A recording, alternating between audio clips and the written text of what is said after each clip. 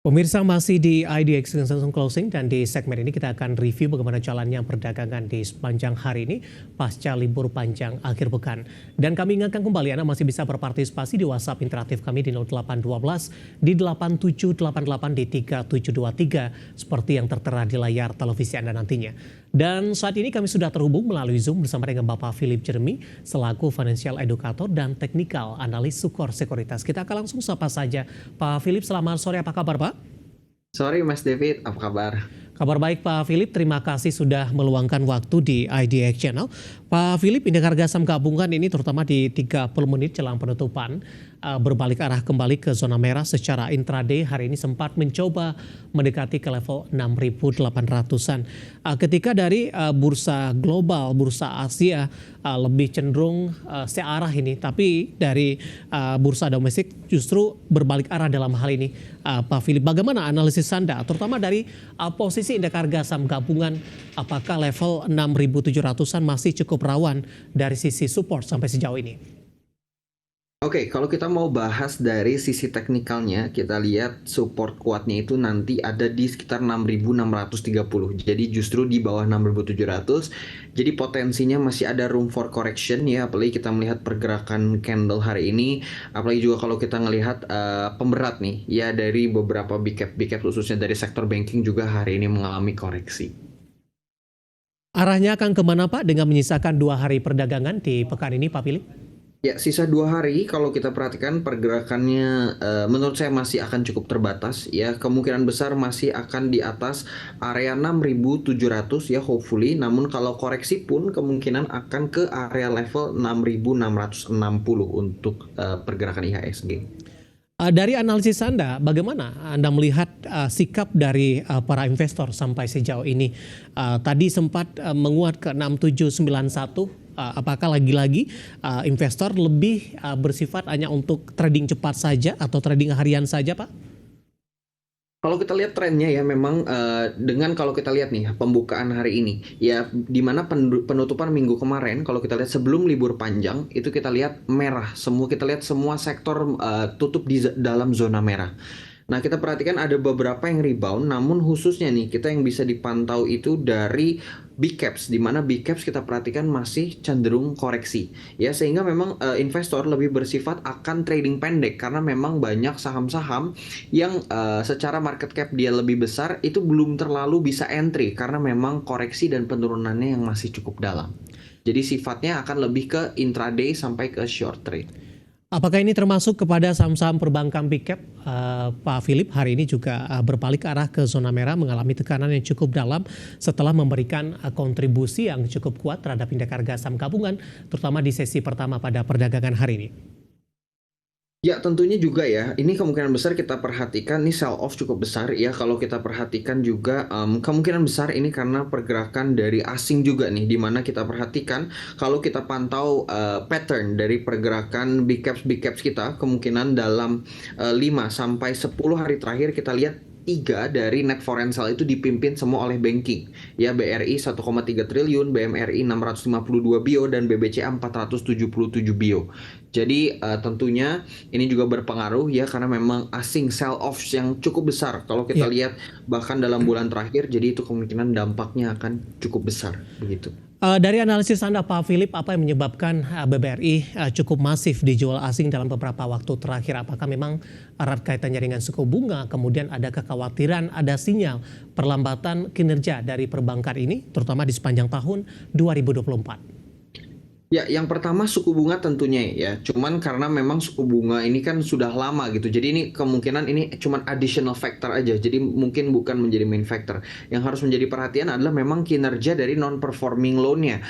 BBRI non-performing loan-nya kita perhatikan naik 2 kali lipat nih di semester ini. Ya, ini ada beberapa hal yang mungkin bisa menjadi perhatian.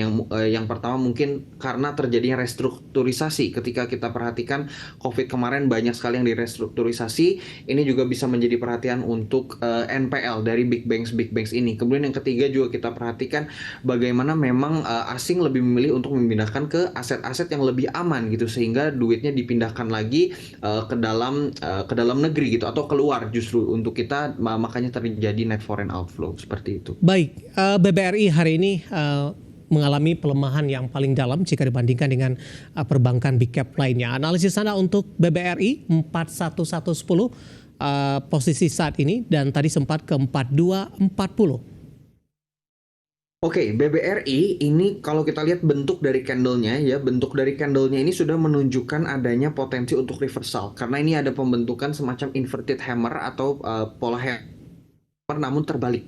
Tuh. Nah, kalau kita lihat juga dari volumenya hari volume yang cukup menarik dengan pergerakan yang sedikit. Di situ menandakan biasanya ada potensi-potensi reversal. Itu yang bisa menjadi perhatian. Kemudian kalau kita berbicara soal support besar dari BRI itu keluar di angka 4.000, sedangkan sekarang sudah di 4.110 gitu. Jadi kalau teman-teman yang mau averaging atau mau re-entry di BBRI, ini bisa menjadi chance yang cukup bagus untuk re-entry dengan area level stop loss yang cukup kecil, sehingga resikonya pun kecil. Tadi Anda katakan untuk saham-saham perbankan big cap ini masih belum keluar dari tekanan sampai sejauh ini. Apakah entry yang Anda maksudkan 4.000, 4.110 lebih ke arah untuk jangka menengah dan jangka panjang, atau ini juga sekaligus level entry untuk trading saja, Pak Philip?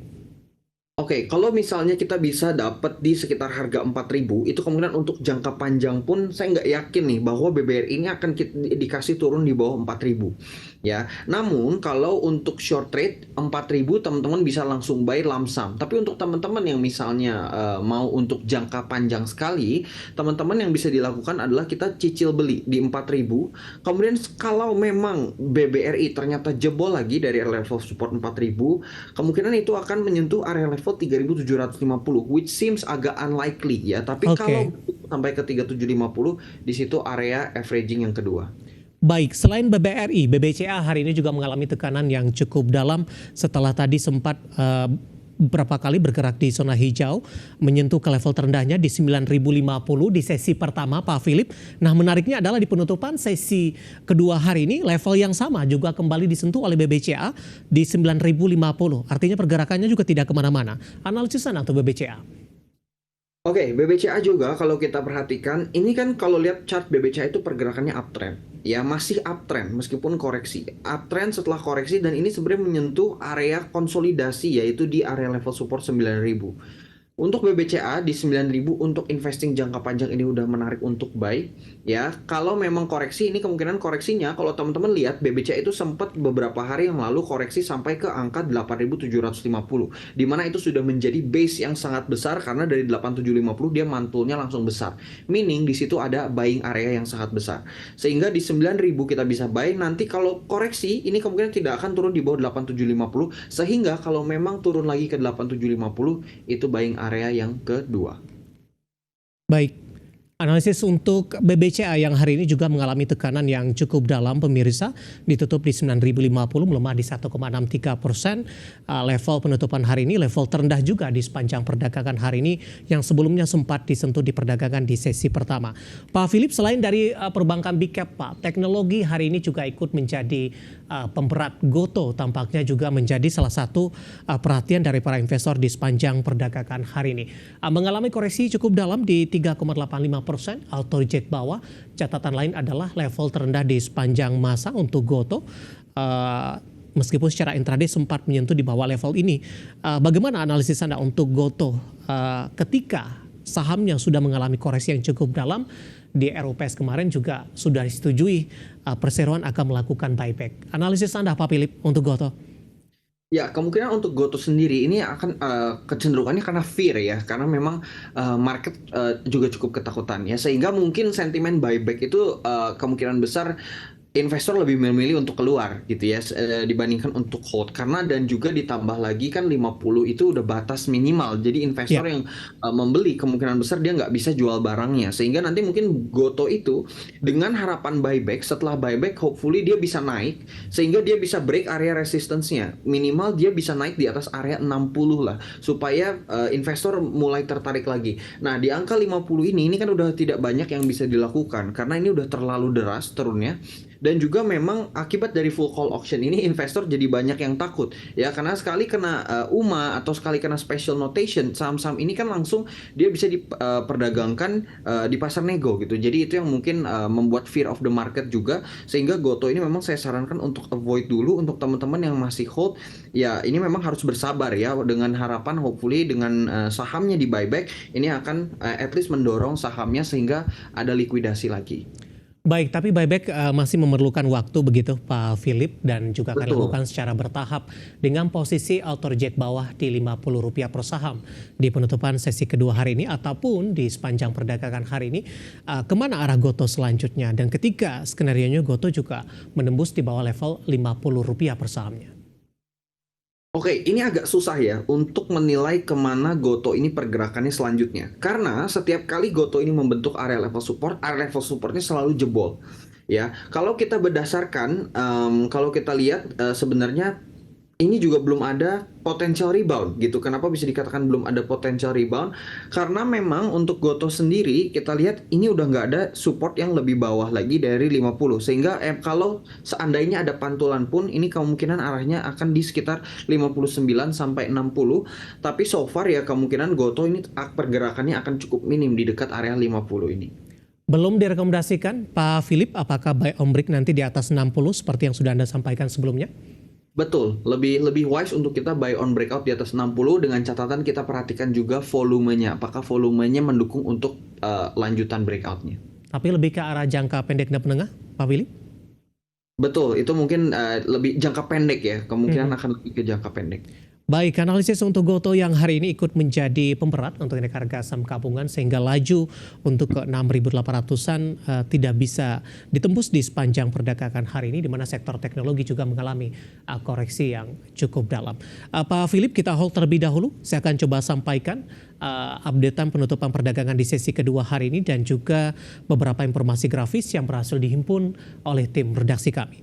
Dan pemirsa, indeks harga saham gabungan di penutupan sesi kedua hari ini masih ditutup di zona merah, melemah lebih ke arah terbatas karena di menit-menit terakhir jelang penutupan pelemahan atau indeks harga saham gabungan mencoba untuk ditarik ke level yang lebih tinggi jika dibandingkan dengan level terendah di sepanjang perdagangan hari ini.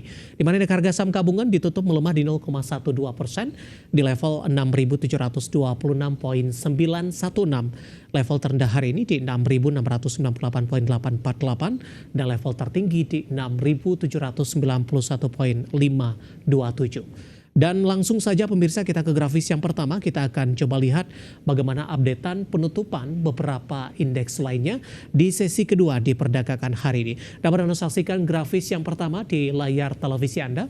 MNC 36 mengalami pelemahan di 0,26%. Selanjutnya ada Jakarta Islamic Index juga tertekan di 0,31%. LQ45 melemah cukup dalam di 0,70% seiring pelemahan dari indeks harga saham gabungan di penutupan sesi kedua hari ini. Selanjutnya kita beralih ke rotasi pergerakan sektoral pemirsa. Infrastruktur memimpin penguatan di 0,84%. Ada Brand dan Telkom yang hari ini naik cukup tinggi. Kemudian energi juga menguat di 0,80%. Konsumsi non-primer hari ini melemah cukup dalam di 1,94%. Transportasi dan logistik juga tertekan di 1,60%. Selanjutnya kita akan coba lihat saham-saham yang hari ini menjadi penopang indeks harga saham gabungan yang masuk ke dalam deretan top gainers dan mengalami penguatan yang cukup signifikan di tengah volatilitas pergerakan indeks harga saham gabungan. Ada Telkom hari ini menguat di atas 4%, ditutup di 2.830.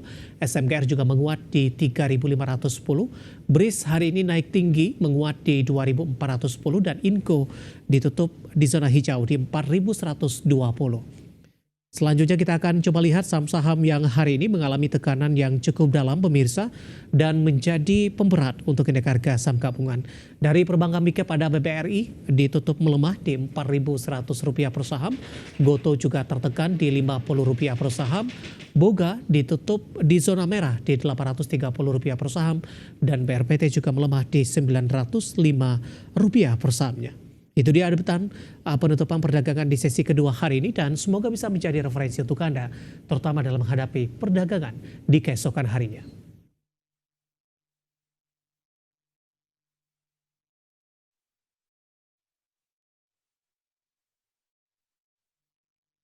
Kita akan jeda kembali dan tetap di tempat Anda karena setelah ini kita akan coba lihat saham-saham pilihan apa saja yang direkomendasikan dan pemirsa kami akan segera kembali sesaat lagi.